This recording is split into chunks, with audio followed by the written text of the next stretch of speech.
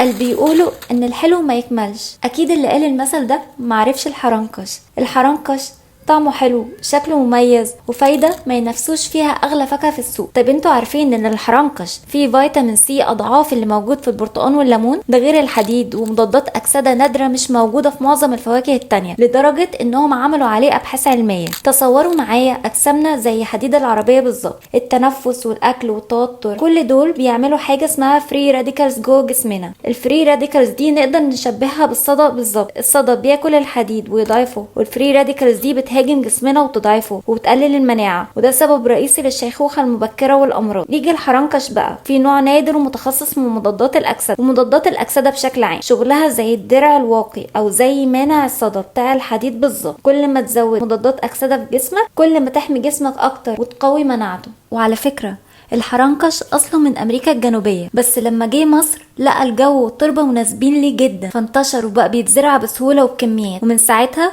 بقى مصري اكتر من المصريين نفسهم. وده السبب انه عندنا بيعتبر فاكهه شعبيه ومش بيتباع بمبالغ زي بره مصر. تخيلوا بقى كل فوائد الحرنكش اللي انا قلتها دي لو ضفتها في سلطه مكونه من جرجير وبنجر ولوز، غير ان الطعم حكايه طبعا. فالسلطه دي تشبه في فايدتها اكسير الشباب اللي في هاري بوتر. جربوها وقولوا لي رايكم. السلام عليكم.